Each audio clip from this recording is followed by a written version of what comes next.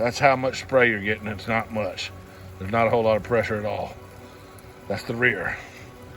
Then there's another nozzle that blows water out for the front, which I expect is probably just directed a little bit differently. Let me push that and see what happens. Front.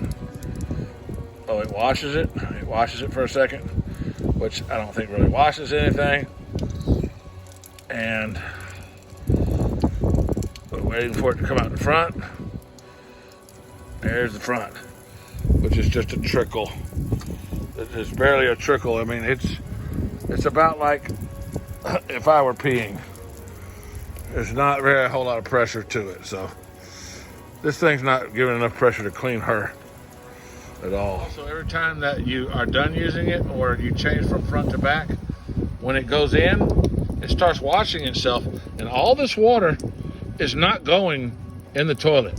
That's going to where it mounts.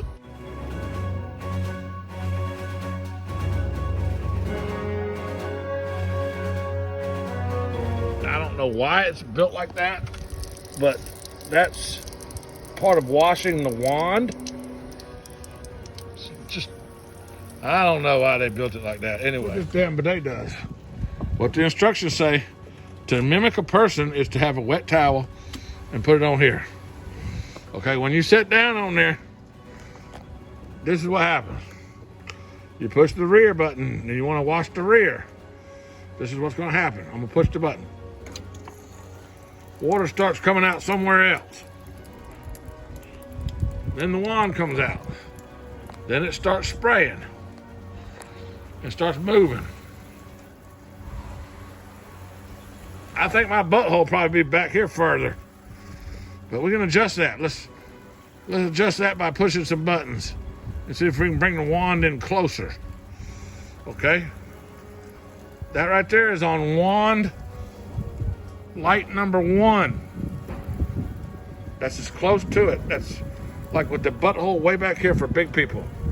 If you're a real small person, your butthole might be out here, but I think we need to adjust this accordingly, and it's hard to do when she can't tell you where it's hitting. She being my mother. All right, we're going to do pulsate. Pulsate with 0 lights means it does not move at all. All right, pulsate with 1 light. It moves. Pulsate with 2 lights. Or actually, I don't know what that's the second light, but it's not moving. I just guess that holds it. That puts it in a holding pattern. Oh. It's shooting over there into the canoe.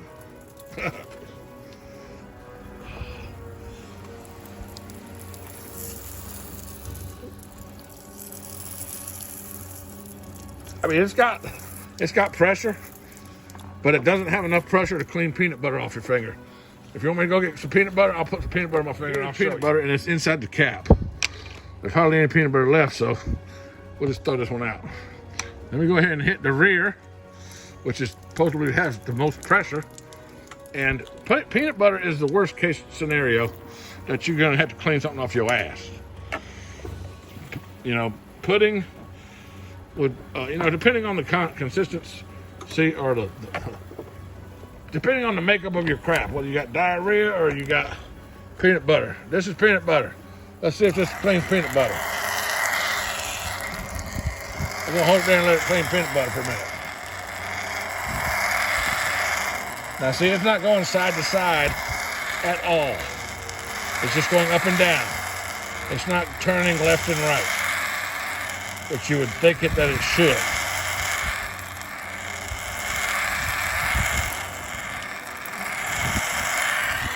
I'm just going to let it go as long as it wants to go.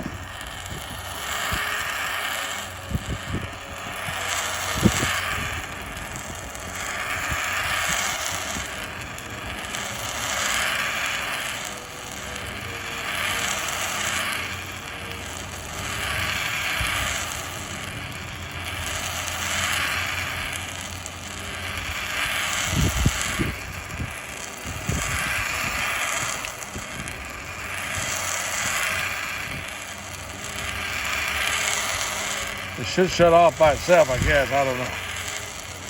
I think it would. And then the dryer would come on.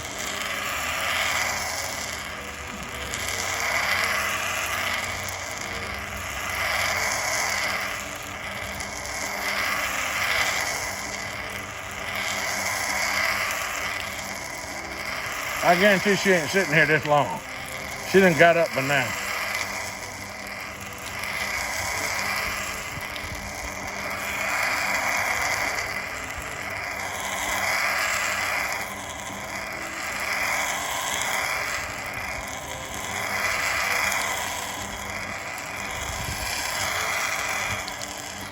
I'm just gonna show you. There's still peanut butter all in there. I realize the butthole isn't this big, but this thing isn't moving around like, I mean, it really needs to be doing like this or like this to completely clean the whole anus. But instead it's just going up and down, up and down. My anus is not long, elongated. My anus is round, like this lid, but not quite as big. Why does that peanut butter lid have a K on it? Because that was my peanut butter lid. We use different peanut butter because she likes to put her damn mouth inside hers and eat it with a spoon. I don't do that because you know what happens is your enzymes off the spoon get in there and ruin your peanut butter. Anyway, folks, it's not really enough to clean peanut butter. And if you got the scenario of peanut butter poop, which a lot of times your poop is sticky as peanut butter, it ain't coming off. If it's like pudding, you might clean it, but this thing's a piece of shit if you ask me. Stop it by pushing the stop button. Bloop.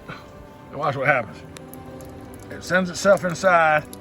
It's supposed to be cleaning the wand, and all that water is coming out, which ends up underneath the mount where it mounts to the toilet.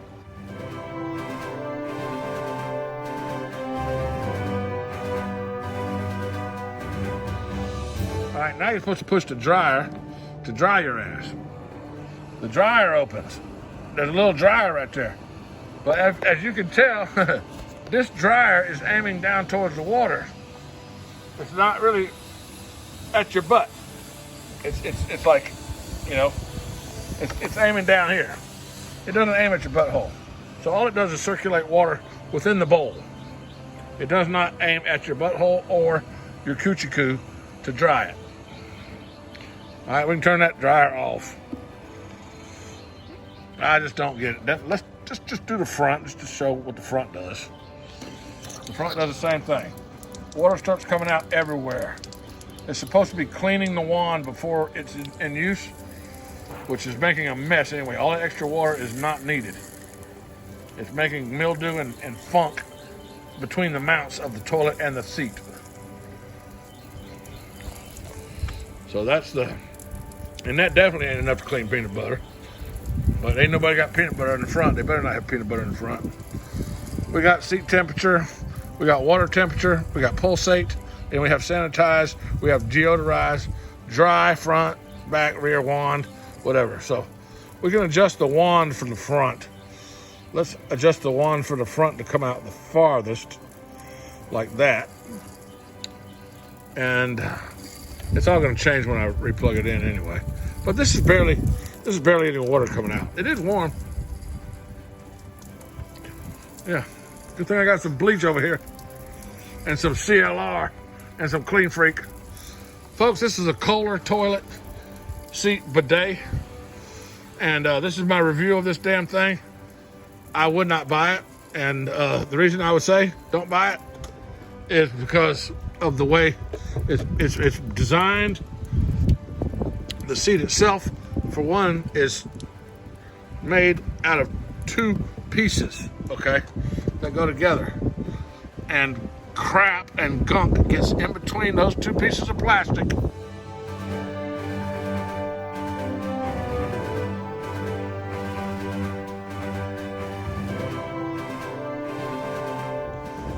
And a person that uses a bidet cannot clean in here sufficiently. If you're using a bidet, then you obviously must have some, most likely, some physical limitations and some handicaps. This seat is not sanitary whatsoever and requires extensive cleaning often, okay? I would not suggest this KOHLER toilet seat. I don't know what model number it is. Let me show you. Let's flip it over. Folks, I've been out here for half a day trying to clean this damn thing. Change the filters out, clean the filters out, and all that. All this under here, that water that you see coming out when it's trying to clean the wand at first is coming out from here, and it's going all underneath where the toilet mounts to. And it's just, it's not a good design at all. I don't know the model number, but you can see what it looks like. Don't buy one that looks like this. Buy yourself a real bidet or hire you a damn nurse to come clean your ass.